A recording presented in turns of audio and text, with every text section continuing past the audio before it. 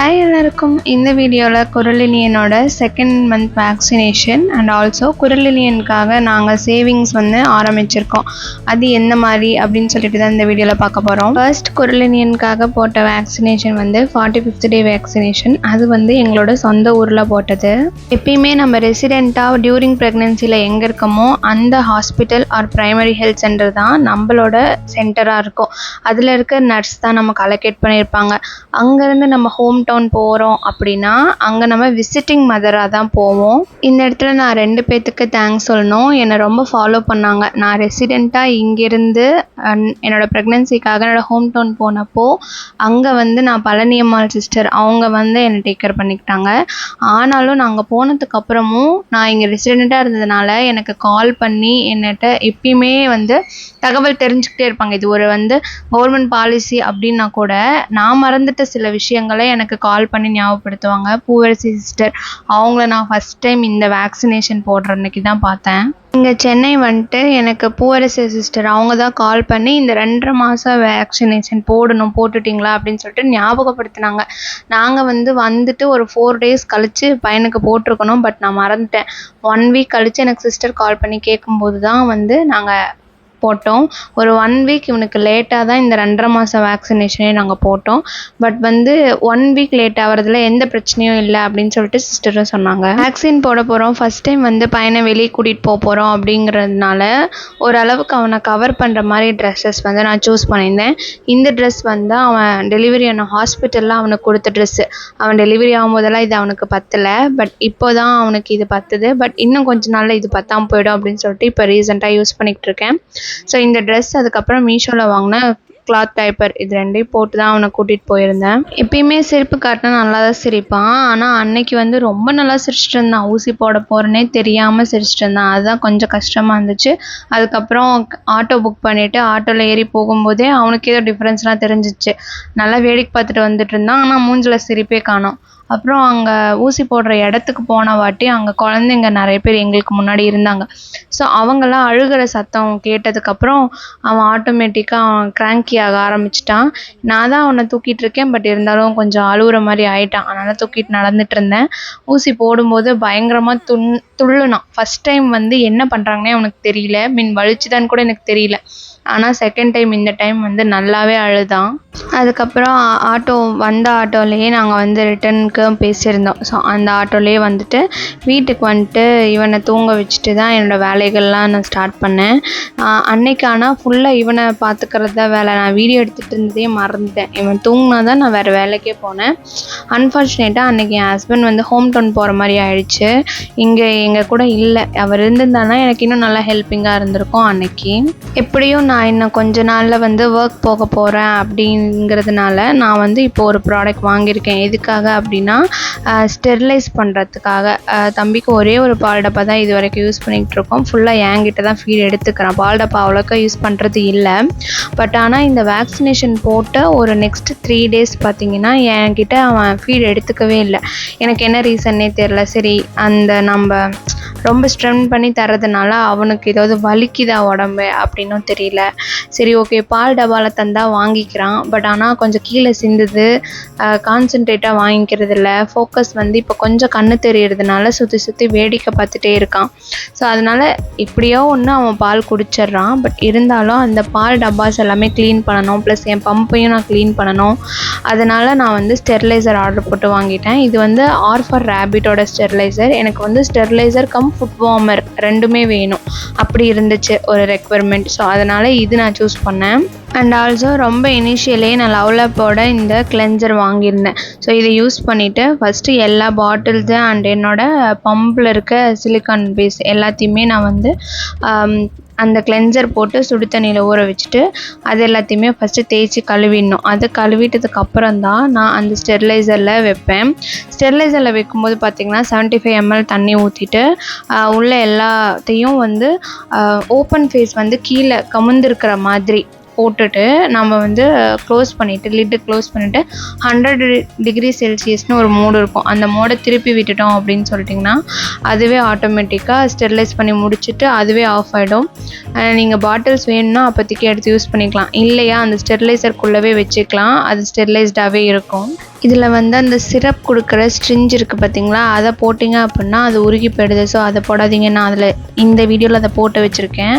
ஆனால் அது வந்து இதாகிடுச்சு. ஸோ ஸ்டெர்லைஸ் வந்து ஆகிட்டு இருக்கும்போது நமக்கு இப்படி தான் இந்த லைட்ஸ் பிளிங்க் ஆகும். ஒன்ஸ் ஸ்டெர்லைசேஷன் முடிஞ்சிச்சு அப்படின்னா நமக்கு ஆட்டோமேட்டிக்காக அந்த லைட்ஸ் வந்து ஆஃப் ஆகிடும்.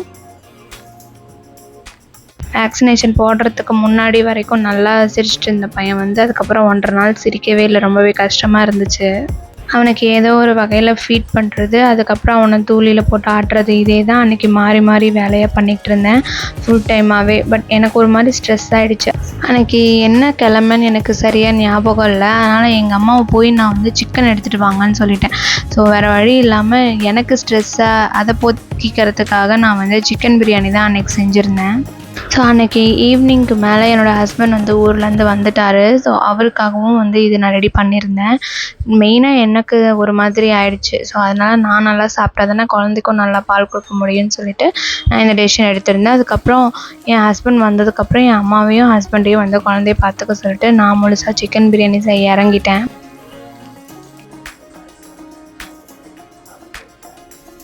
எப்பயுமே ஏதாவது டிஃப்ரெண்ட்டான ஸ்டைலில் வந்து பிரியாணி செய்யணும்னு சொல்லிட்டு யூடியூப்பில் நிறைய பார்ப்பேன். எனக்கு அன்னைக்கு மைண்டே எப்படி இருந்துச்சுன்னா, சிக்கன் பிரியாணி சாப்பிட்ணும், அதுவும் வந்து பாஸ்மதி ரைஸில் சாப்பிட்ணும். இது வரைக்கும் பாஸ்மதி ரைஸில் பெருசாக சிக்கன் பிரியாணி செஞ்சதே கிடையாது. ஒரே ஒரு தடவை பேச்சுலராக இருக்கும்போது செஞ்சுருக்கேன், அதுவும் குழஞ்சி போயிடுச்சு. ஸோ அதனால் வந்து பாஸ்மதி ரைஸில் சிக்கன் பிரியாணி செய்யணும். ஆனால் எதுவுமே நான் அரைச்சி போடல எக்ஸப்ட் இஞ்சி பூண்டு பேஸ்ட். ஆனால் சூப்பராக வந்துருந்துச்சு. அன்றைக்கி என்னோடய அந்த ஸ்ட்ரெஸ்ஸு சாட்டிஸ்ஃபை பண்ணுற மாதிரி இருந்துச்சு அந்த பிரியாணி.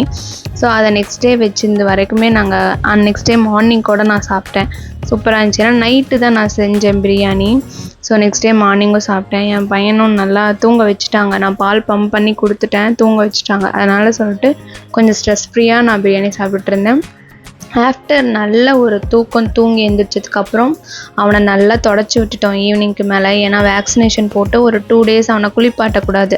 ஸோ அதனால் வந்து நல்லா தொடச்சி விட்டு அவனுக்கு ட்ரெஸ் எல்லாம் மாற்றி விட்டதுக்கப்புறம் தான் கொஞ்சம் தலைவருக்கு சிரிப்பு வந்துச்சு. அவ்வளோதான், என்னோடய சமையல் வேலையும் முடிஞ்சிச்சு. எனக்கு வந்து இருந்த சில வீட்டு வேலைகளும் முடிஞ்சிச்சு. பார்த்திங்கன்னா நெக்ஸ்ட் டே பிரியாணி வந்து இந்த லெவலுக்கு தான் இருந்துச்சு. நான் வந்து பிரியாணி ஓப்பன் பண்ணுறதையும் அதை எடுத்து சாப்பிட்றதையும் வீடியோ எடுக்கவே இல்லை, மறந்துட்டேன். அதுக்கப்புறம் தான் நான் என் ஹஸ்பண்ட்டை சொல்லி கொஞ்சம் கிளிப்ஸ் எடுங்க அப்படின்னு சொல்லிட்டு நான் சொல்லியிருந்தேன். நான் ஆல்ரெடி சொன்ன மாதிரி வேக்சினேஷன் போட்டு அவங்களுக்கு அந்த வலி தெரிஞ்சிருச்சு. இந்த மாதம் 2.5 மாதம் வேக்சினேஷனில் அவனுக்கு வலி தெரிஞ்சிருச்சு. ஆனால் நைட்டு தூங்கலை, என்கிட்ட ஃபீட் எடுத்துக்கல. ஒரு 3 நாள் நானுமே சரி அவனுமே சரி ரொம்பவே கஷ்டப்பட்டோம்.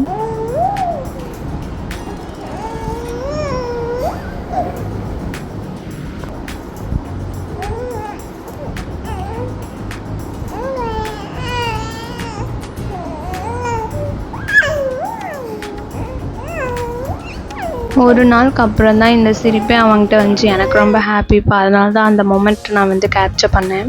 இது வந்து நாங்கள் ஒரு இடத்துக்கு விசிட் பண்ணியிருந்தோம்.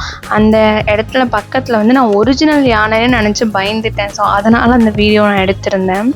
அப்புறம் நாங்கள் வந்து ஒரு 3-4 டேஸாக ஒரு வேலைக்காக அலைஞ்சிட்டு இருந்தோம் வெளியே. ஸோ அதுலேயே கொஞ்சம் மைண்ட் ஒரு மாதிரி ஆயிடுச்சு. ப்ளஸ் பையனுக்கும் வந்து வேக்சினேஷன் போட்டிருக்கோம். அவனும் கொஞ்சம் கொஞ்சமாக க்யூர் ஆகிட்டு வரான்.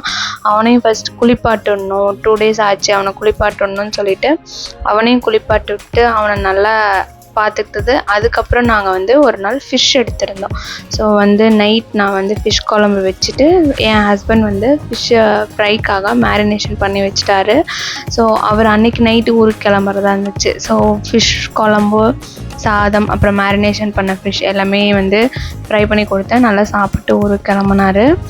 இப்போ வந்து குரல் நார்மலாக இருக்கான். இன்னுமே என்கிட்ட கொஞ்சம் ஃபீட் எடுத்துக்க மாட்றான். பாட்டில் ஃபீட் தான் பண்ணிட்டுருக்கோம். ஆனால் என்னென்னா முன்னை விட இப்போ குரல் ரொம்ப ஆக்டிவாக இருக்கான். எனக்கு அது வந்து ரொம்பவே ஹாப்பி. ஏன்னா பசங்க கொஞ்சம் கொஞ்சமாக மைல்ஸ்டோன் அடைய வந்து எனக்கு ரொம்ப ஹாப்பியாக இருக்குது. என் பையன் கண்ணு முன்னாடியே வளர்றான் அப்படிங்கிறது.